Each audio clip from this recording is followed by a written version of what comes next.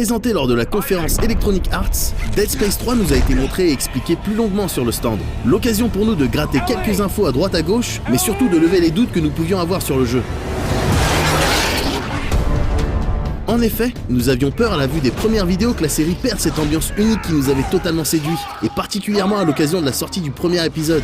Et c'est Yara Khouri, productrice associée de Dead Space 3, qui se charge de répondre à nos questions en commençant par poser le setup de ce nouvel épisode. Dans Dead Space 3, vous allez retrouver Isaac, un petit peu plus fatigué qu'auparavant sur Dead Space 1, Dead Space 2, ça se voit un peu, il a vécu, il est quand même... Il est quand même passé au travers de 2 Necromorph Outbreak, donc voilà, dans Dead Space 3 on va le retrouver. On commence dans l'espace, donc on retrouve la 0G, on retrouve tous les corridors un petit peu creepy, un petit peu... c'est vraiment de l'identité de Dead Space. Et puis il va atterrir, mais pas juste atterrir, il va cracher sur une nouvelle, la Icy Planet, c'est Tau Valentis. Et donc c'est là que vraiment son aventure commence. Et sur cette planète, il va découvrir plein de réponses quant aux marqueurs, aux nécromorphes, qu'est-ce qui les lie, comment ils en sont arrivés là. Donc c'est pour ça que cette nouvelle planète est très très importante dans la fiction de Dead Space. Je peux pas en dire trop encore sur l'histoire, mais effectivement on introduit un nouveau personnage, John Carver, qui lui joint l'expédition pour une quête un peu plus personnelle de revanche.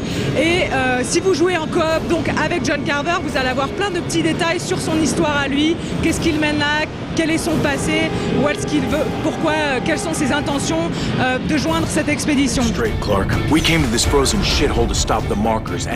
Les nouveaux éléments dans ce Dead Space sont nombreux. Le nouveau personnage tout d'abord, John Carver, et la dimension coop qui va avec et sur laquelle nous reviendrons plus tard, mais aussi ce nouvel environnement manifestement plus ouvert, une planète gelée en l'occurrence, qui change de ce à quoi la série nous avait habitués. De nouvelles idées donc, qui nous amènent à nous demander si l'esprit de la série évolue lui aussi pour se rapprocher peut-être d'un titre plus orienté action. Et pourquoi pas d'un Lost Planet finalement. Que les fans se rassurent, on aura toujours ces espaces très enfermés, très Dead Space, les corridors, c'est vraiment claustrophobique, la même atmosphère, on va vraiment retrouver ça, que ce soit dans l'espace ou même sur cette planète, on n'est pas complètement en extérieur en permanence, il y a quand même des espaces intérieurs, donc on retrouve cette atmosphère-là. L'autre chose très intéressante avec les espaces en extérieur, c'est que malgré le fait qu'on soit sur une planète en extérieur, on utilise des conditions climatiques en fait pour renforcer encore ce climat claustrophobique, donc que ce soit des petits tunnels ou que ce soit le blizzard qui cache complètement la vue. On a des très belles vistas, mais elles ne sont que ponctuelles. Donc c'est pas comme si on voyait à 300 mètres devant, non. Donc ça va être quand même, on maintient l'identité, mais on amène une variété quand même dans les environnements. L'autre nouveauté, c'est évidemment la dimension coopération. Les joueurs pourront effectivement, s'ils le désirent, incarner John Carver. Pour le coup, un système de drop-in drop-out a été mis en place, c'est-à-dire la possibilité d'arriver et de repartir quand on veut d'une partie. La chose plutôt originale qui a été faite ici, c'est que les cutscenes et certains passages changent si le deuxième personnage n'est pas contrôlé par un joueur. On peut donc jouer l'aventure de 2 manières différentes, comme nous l'explique Yara. Si on fait un follower AI, on va tuer l'expérience Dead Space. Tu vois, on peut pas avoir un gars qui te suit partout. Les gens qui veulent retrouver leur Dead Space, leur aventure en solo, très isolée, très solitaire et du coup très effrayante. On veut que ces gens-là puissent retrouver ça dans Dead Space 3. C'était pas notre intention de l'enlever.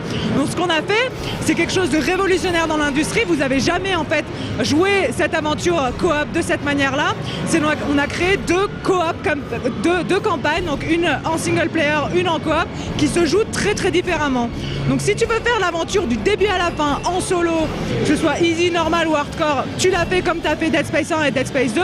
Si jamais au milieu de ta campagne il y a un boss, tu n'arrives vraiment pas, ça fait 3 fois parce qu'on garde quand même la difficulté de Dead Space, hein, et tu dis il faut que j'ai un pote qui vienne m'aider, tac, il drop in juste pour ce truc, ce boss là, après il drop out et tu continues comme tu l'as commencé, avec la persistance sur ton inventaire, etc. Le joueur ne doit se soucier de aucun détail en ce qui concerne la persistance, que ce soit de ses armes, de ses inventaires. En revanche, s'il veut la jouer entièrement avec son pote, il peut joindre et faire la campagne en coopération avec un ami qu'il connaît, qu'il trouve sur le PartnerNet. Et c'est ça qui est génial à propos de Dead Space 3. Une autre chose qui est assez intéressante, c'est que si tu joues avec John Carver, tu vas avoir plein de petits détails au niveau de l'histoire sur ce personnage-là. Toujours en termes d'innovation, Dead Space 3 profite de ce nouveau setup pour introduire de nouveaux ennemis, les soldats unitologistes. Une initiative qui a incité les équipes de Visceral Games à repenser certains éléments de game system, comme le cover system par exemple. Alors la raison pour laquelle on ne fait pas de cover, de sticky cover, c'est parce que donc on introduit effectivement ces nouveaux ennemis, les soldats unitologistes. Donc effectivement, on a adapté les gameplay mécaniques de Isaac à ces nouveaux ennemis. Donc il peut effectivement se mettre en crouch, il peut effectivement rouler à droite, à gauche pour s'adapter à ces ennemis-là. Seulement, il y a des settings où tu vas avoir effectivement des ennemis, mais tu vas avoir des nécromorphes. Donc il faut que ce gameplay soit très dynamique, il ne faut pas qu'il soit complètement collé, oh mince, j'arrive pas à me dégager de ça, etc. Donc pour s'adapter à cette dynamique, on a fait une cover effectivement qui est vachement contextuelle, c'est pas sticky, c'est très facile de se mettre derrière, de s'en détacher. Donc effectivement, c'est parce qu'on voulait s'adapter au gameplay de Dead Space qu'on a fait ce choix-là. Visiblement, le développement de Dead Space 3 semble avoir été réfléchi pour proposer une expérience inédite, tout en conservant l'identité de la série.